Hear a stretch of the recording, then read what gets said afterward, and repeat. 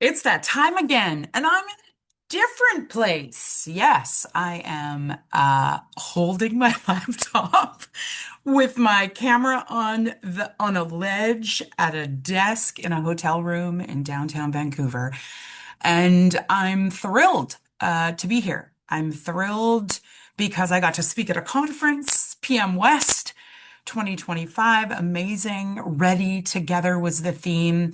It's always my honor and privilege to be traveling, but to do that with the intention to share myself with others and also for others to have the opportunity to have them share with me. So it's been an amazing 2 days. Unfortunately, it draws to a close this morning, and so I will be moving on to other things. I have been away from my home primarily for the last 8 days. And that's been a wonderful experience, but also it's time to get home. And like I have mentioned in previous Feisty Fridays, I am in the midst of moving. I will hopefully be landing sometime in November into a new space and maybe a new office space. But until then, Feisty Fridays and my vlog are going to always be in different places. You can see there's like a mirror behind me and this beautiful big window. I would show you the view, but it's just way too bright to do that. But anyway, my topic, my theme, the thing that I've been perseverating on this week, power. Power in my professional life has often been about manipulation. And I tell you that in full transparency because I didn't earlier in my career understand the difference between using power to manipulate people to get them to do what I wanted them to do and having power with purpose actually inspire, ignite, and induce change in others. And there's a difference. It's taken me a long time to really recognize that power used with fear can create harm. And that really shows up in the form of manipulation. You know, if you have power over someone and you force their behavior because you're using your power, you can manipulate them to think differently, to act differently. This is a cult mindset. And as humans, we're very vulnerable to cult mentality and cult thinking. And I'm not making a political statement here. I'm just talking about human behavior. Because regardless of who you are as an individual and as a leader, it's really important for you to stop yourself and to ask these questions, to think, am I using my power with a purpose to inspire change in others? Or am I simply afraid to lose my power, and so I'm using it to force people's behavior? It's very different. And you know, power is not the dirty word here. In fact, power is really important. What makes power dirty is the intention behind it and the way we use it. You know, as a project manager, it's so important to understand how to manage relationships with interest holders where power is not the factor. In fact, arguably most project managers, including me, we don't have much power. We may have power over the planning and the work and maybe some of the scheduling and the workflow, but we actually have to be influencers. We need to inspire and motivate our interest holders to show up to do the work we're inviting them to do for us.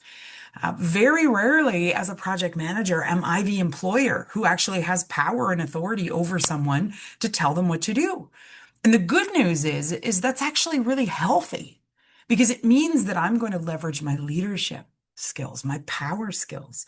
I'm going to think critically about how what motivates you is something that I can inspire in you to actually complete the work, to stay on task, to do the schedule. Power isn't the problem. It's how we approach it. And I think the power dynamics that become so toxic in a work environment are actually about what's behind the power.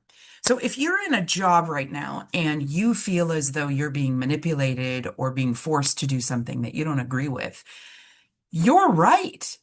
In fact, you very much in your intuition and your feelings about that, you're probably actually sleuthing around to what's their full intention behind their power. A lot of times we don't ask ourselves that. And I think it's because we're followers in those moments and we feel vulnerable. We feel like we just have to do what we're told. I disagree. I think what's important is for us to ask ourselves, why do I feel that way? Why do I feel like my behavior is being forced? And then ask ourselves, what is behind that power play by that leader, by that boss, by that authority? I have had to deal with power my whole life. I've had to deal with the lack of it, and I've also had it and then wielded it in inappropriate ways. I've caused a lot of pain. I've made poor decisions as a leader. And I have to say, from those poor decisions and the recognition that I really screwed up, that I hurt people, I have been able to learn and grow from that and recognize that I have power with purpose. And when I have power with purpose, I actually can invite people into the opportunity to work with me. And I think it's important for us to be consistently asking ourselves, what's our purpose as leaders? What are we doing? Because if my intention is to encourage you, if my intention is to see you successful, then I won't use my authority over you to tell you what to do. That would be the lesser. I will actually invite you to collaborate with me. I might even say, hey, here's the work we have to do. Here's the work that technically your skill set requires. But how do you see doing this? What part of this can I support you to manage, to create, to innovate? And in that collaborative leadership language, we empower those individuals to feel not manipulated, but to feel like they get to offer their best gifts and skills. It's how I want to be treated when I have someone with position, power, and authority over me. So this week I've been noticing where my power begins to shape the conversations that I'm having, the decision making I'm having, and I would encourage you to think about the same.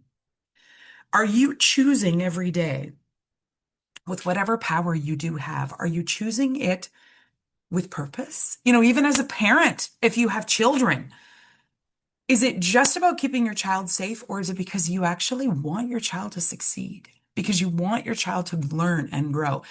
What's the purpose behind the instruction, behind the expectations we put on others? If our purpose is because we love, in the case of our children, we love them and we want them to thrive, finding great ways to inspire and motivate them is way better than just saying, do as you're told. And I didn't do that well as a parent when I had little ones. I didn't understand the difference and I made a lot of mistakes.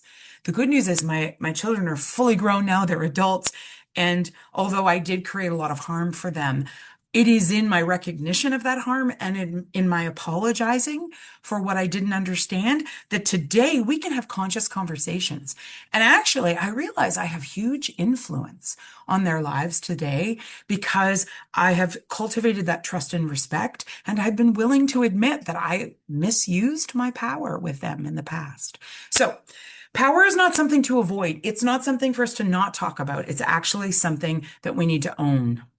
We need to own our power. I tell my kids, they're not kids, they're adults, but they'll always be my kids. But I tell them, don't give your power away. Don't do that too quickly. And I would say the same for you. Don't be tempted to give your power away. What's your power? Your power is your knowledge of yourself, your understanding of your emotions, what you care about, and your choice in every moment to show up and to participate or to not participate. It's about knowing who you are and your boundaries. So the next time that someone comes around to you in a professional setting and forces your behavior and you feel as though you're being manipulated, call it out. Do it respectfully, but say, you know what? I just want to reflect back to you that I feel right now like you are leveraging your power over me to force me to do something that isn't necessarily what I agree with. And although I may choose to do it, I want you to understand that I see that distinction and I would like to talk or in future collaborate with you about better ways for us to work together so that I have the opportunity to show up in my gifts and skills and not feel like I'm just being told what to do. I think we have to be bold in those moments. I think we have to leverage our feistiness to just consciously communicate when people are trying to manipulate us. And for some of us, that means we're just not going to be easily manipulated. I know that's where I'm at in my life. I have a lot of people asking things of me, and I have had to get really good at saying no, thank you.